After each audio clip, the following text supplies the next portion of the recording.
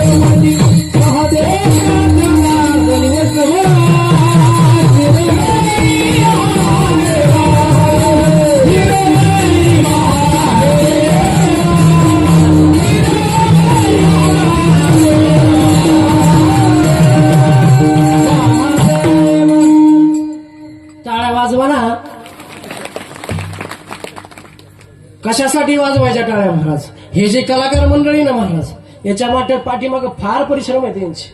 तुम्ही नाही का बाबा तमाशाला गेल्या फेटे उधळा म्हणून सांगा लागत का शिट्ट्या मारा म्हणून? अरे हा संप्रदाय तर आपला आहे ना महाराज. अरे ज्या छत्रपती शिवाजी राजानं महाराज जगद्गुरु तुकोबार यांच्या कीर्तनामध्ये बसावा, अरे नुसतं बसावं नाही तर जगद्गुरु तुकोबार यांच्या कीर्तनाला सुरुवात व्हावी महाराज. कशी? पांडुरंग हरी जय जय पांडुरंग हरी, पांडुरंग हरी जय जय पांडुरंग हरी, पांडुरंग हरी जय पांडुरंग हरी, पांडुरंग हरी जय पांडुरंग हरी, पांडुरंग हरी जय जय पांडुरंग हरी, पांडुरंग हरी जय जय पांडुरंग हरी, पांडुरंग हरी जय जय पांडुरंग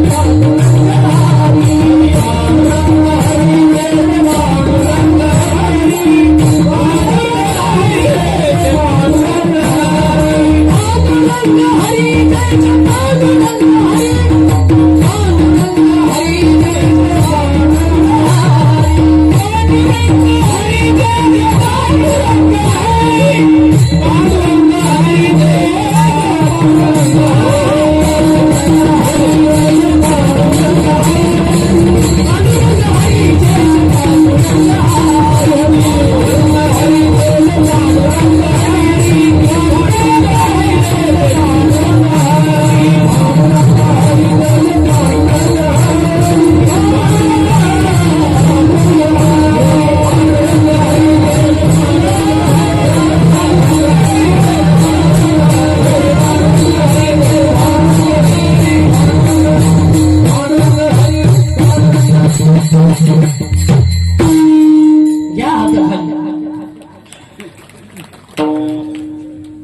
काय मी मंदार गाव आहे भाऊ तुमचं. मनाच्या आधीच हात खाली घेतले सगळे ना महाराज. बाळू महाराज, बाळू महाराजच ना हे वया मारण होतं बरं का माग पुढं शिवा दादा अवघडे महाराज जेव्हापासून आला माग लागला तेव्हापासून कानाच झालो वैतागवाडी हो नाही लय हौस तर ताजी करू सर लय हौस मला फार घोड्याकडे पळत होतो मी. पण झालं की महाराज आता हा 2-4 दिवसच घरी होतो बाबा. झाडीताच म्हणजे हाडे मेल्या काय मी म्हणलं कोणाला म्हणली नाही म्हणते मळक कुत्र नाही का दारात त्याला येऊन अशी काय महाराज तुमचंच काय आमचं सांगायला जावं ते मला नका पुढ्या सोडू म्हणतो. काय मला नका पुढ्या सोडू मी अवघडे महाराज. विठ्ठला विठ्ठला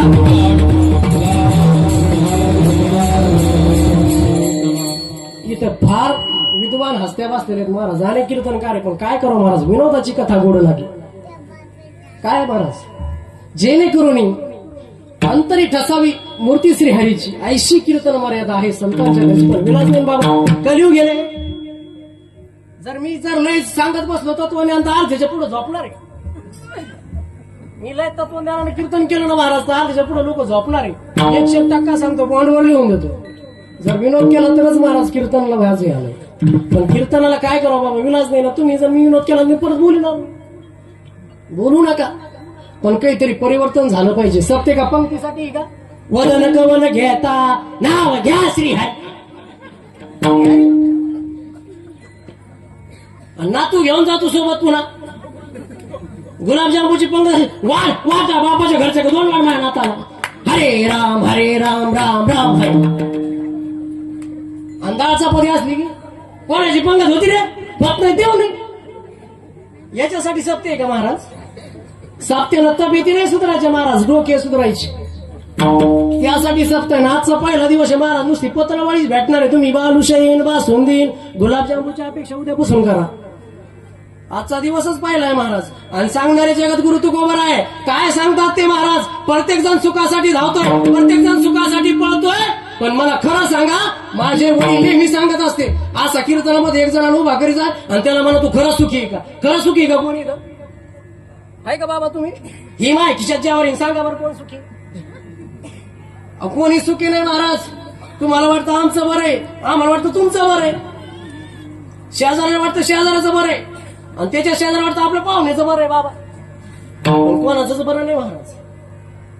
प्रत्येक जण दुःखामध्ये हे समतोल आहे महाराज. इथं देवाला दुःख काही झालं नाही, तू मला कुठून येणार आहे?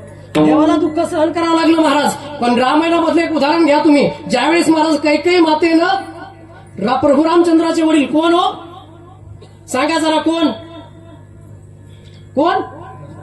टाळा वाजवा जरा. हा हे शिकायचं सत्यामधून. हे रामायण आहे महाराज. नाही तर काय आज आलेलं तर नवीन काय रे पोरच नाही इथं विचारायला काय करू? कुठे पोर? अवघड झालंय. मुलींना मला सांगा, हे असं काय आलेलं आहे? आपल्या राजमाताची जाऊ कुठल्या होत्या महिला मंडळ? ते आडनाव जाधव. टाळ्या वाजवा जरा स्वतः. हे इतिहास माहिती पाहिजे महाराज सगळ्याला. यासाठी सत्य करायचे. नाही तर काय आला महाराज मारल्या चाटा मोजल्या वाटा की पळतो गाडीकडे महाराज. ते कामाचं नाही महाराज. धोतरला गाठीन बँकेत कोटी, याला अर्थ आहे का? नाही ना महाराज. कीर्तन याच्यासाठी करायचे की बाबा गावातनं 2-4 तरी माळकरी झाले पाहिजे. नाही तर काय झाले बाबा, कीर्तन जेवढे वेगाने वाढाले तेवढे धाबे वाढायला लागले रस्त्यावर. आणि ते धाब्यापेक्षा जाऊ द्या, गावात जेवढे सप्ते व्हायला लागले तेवढे दारुडे व्हायला लागले. काय सांगा तुम्हाला, इतके सप्ते जेवढे वाढले तेवढे दारुडे व्हायला लागले. सप्त्यात सगळे माळकरी आणि सप्ताह संपले की सगळे दारूच्या लोकांना काय तापेन काय नाही महाराज. तेवढं पुरतं हिला घ्यायलाच कोणी नव्हतं. मला म्हणे माळे आम्हाला घातले घेतलंच कोणी. ह्या बा मग हे तुमची माळ, हे तुमचा विणा नसल तर आम्ही टेम्पोररी काम करू. काळ तसा झालाय महाराज. पण जगद्गुरु तुकोबरायनं तसं केलं का? नाही केलं ना महाराज. दिनरजनी हाची धंदा गोविंदाचे पवारी महाराज.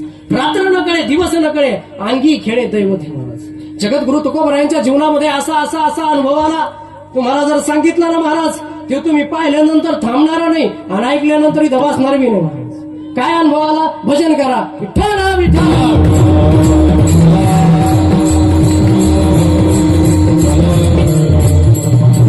ज्यावेळी जगद्गुरु तुकोबरायाला नेण्यासाठी वैकुंठाहून म्हणालं, कुठून आलं? बोलत चला का कुठून आलं? वैकुंठावर नेण्यासाठी विमानाला जगद्गुरु तुकोबरायांना. जगद्गुरु तुकोबरायांना वैकुंठाहून नेण्यासाठी विमान आलं. आणि त्यावेळी महाराज देवदूत असतात ना, ते देवदूत गावातल्याला विचारू लागले, भाऊ तुकाराम महाराजांचं घर कुठे? कोणाचं घर कुठे? तुकाराम महाराजांचं. महाराज त्यावेळेस माझ्या जगद्गुरु तुकोबरायाला संत तुकाराम महाराज देखील म्हणत होते, हो तुक्याचं घर का? ते तुक्या येणा तुक्या असं म्हणायचे महाराज एकेरी भाषेमध्ये. जगद्गुरु तुकोबरायांना महाराज. अरे ज्या जगद्गुरु तुकोबरायांचा इतिहास बघायला गेलं तर स्वतःची धर्मपत्नी अन्न करून मेली हो. अरे स्वतःच्या भावाला जहागिरी दिली नाही किंवा ते खतं दिलेले होते ते दिले नाही म्हणून जगद्गुरु तुकोबरायांनी उपोषण धरलंय. जगद्गुरु तुकोबराय घर सोडून निघून गेले. अरे ज्यावेळी तू जर हे लोकांचं खतीत केलेलं जे कर्ज आहे ज्यावेळेस इंद्रायणीमध्ये डोहामध्ये बुडवशील त्याच वेळेस तुझा भाऊ तुकाराम हा घरी येईल असा जगद्गुरु तुकोबराय महाराज. 65 लाखाची जागिरी त्या काळामधली. आणि याच्या पलीकडे जाऊन सांगू का, जगाच्या पाठीवरती पहिली शेतकऱ्याची कर्जमाफी करणारा माझा जगद्गुरु तुकोबा आहे. हे आता काय सरकार 2 आणि 3 लाख करत. त्या काळात महाराज 65 लाखाची जागिरी आणि किती गडी बाईला भरतील गाड्या बैल एवढे खत होते महाराज इंद्रायणीच्या डोहामध्ये बनवणं. असे जगद्गुरु तुकोबा आहे. तुम्हाला आम्हाला सांगतात ते जगद्गुरु तुकोबा आहे. सांगत तुम्हासी भजन विठ्ठला, सांगत तुम्हासी भजन विठ्ठला, सांगत तुम्हासी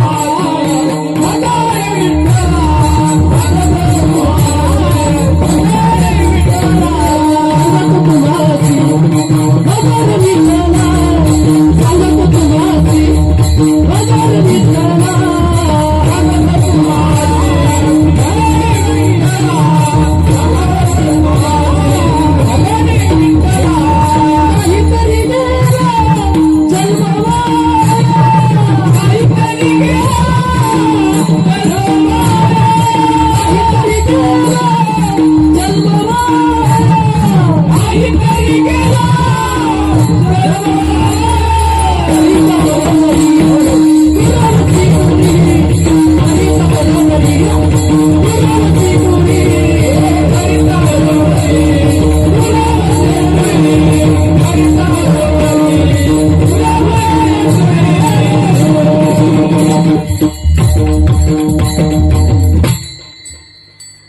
टाळ्या वाजवाना. एक सांगू का तुम्हाला, टाळ्या वाजवण्याचा फायदा काय महाराज? टाळ्या वाजवल्यानंतर महाराज अटॅक घेत नाही. आपले जे हाताचे असतात तर महाराज स्नायू मोकळे होतात. महिला मंडळ हे कोणी सांगणार आहे का तुम्हाला? तुम्ही लय झाला तर रोडवर पाहिले असेल ते असे देणार ते पाहिले असेल ना महाराज. मग त्याच्या पंक्तीत बसायचं नसतं तर टाळ्या वाजवा ना. पुरुष मंडळ वाजवा. टाळे याच्यासाठी वाजवायचे महाराज. ज्यावेळेस आपण विठ्ठल विठ्ठल भजन येतं त्यावेळेस आपल्या हाताला टाळी वाजवा. मुखातनं भजन करा महाराज. आपलं रक्त सळ सळ सळ सळ सळ सळ सळ सळ तर महाराज. मग टाळ्या वाजवायच्या. आता उद्यापासून घरी गेला असं नका करू. पाप्याचा बाप चहा टाकला, पाप्याच्या बाप भाकरी झाल्या, असं नका करू. माय वेळोवेळी टाळ्या वाजवा. कामामध्ये काम, काही म्हणा राम राम. काय करायचं? कामामध्ये काम करत असताना राम राम भजन करायचं. टाळी वाजवायचं नाही तर बस तुम्ही मी म्हणलं तसं बोलून आण म्हणले पाप्याच्या बापाला बोलू ना, असं नका करू. म्हणजे ते माझ्या घरी येईन तसं भजन नाही करायचं. मला भजन केलं होतं तुमच्यातल्याच कोणी हो? संत जनाबाई मराठवाड्याचं भूषण गंगाखेड इथे झालेला जन्म माहितीये का? कोणला कोणी कोण गेल्या? कोण कोण गेल्या गंगाखेडला? कोणीच नाही. तुमचा काय गुण आहे? पाप्याच्या बापाला टाइम नाही. हे बिचारा मेला ऊस लावलं. पाप्याची मामीने खुरपुखुर. अरे कधीतरी देवधर्म करत चला. या देहामध्ये जन्माला आल्यानंतर महाराज आपल्या जीवनामधील 100%पैकी 10% तरी संप्रदायासाठी खर्च करा. तीर्थयात्रा करा. जोपर्यंत हात पाय तोपर्यंतच महाराज. नाही तर काय हो एकदा गेल्यानंतर. कोणी असं आहे का महाराज? 10 आणि 20 कोटीचा बांगला बांधला पण आंघोळीला कुठे बाबा? बाहेरच आहे. आणि त्याच्या हातात अंगठ्या बिंगठ्या असू द्या, सोन्याची कानेची बाळे असू द्या महाराज. अशा सोना रडा त्या महाराज काळी 3 मधीच. दादाच्या कानात दिवाळी बघायला कापून घेतो पुन्हा अंगठी राहिले की अवा त्या ती बाळी पाहिली पण तुम्ही अंगठी बोलली. काय नाटके महाराज. हाय तोपर्यंत जीव नाही लावायचं बाबा. ते टेन्शन आहे तुम्हाला. तेच विठ्ठल विठ्ठल.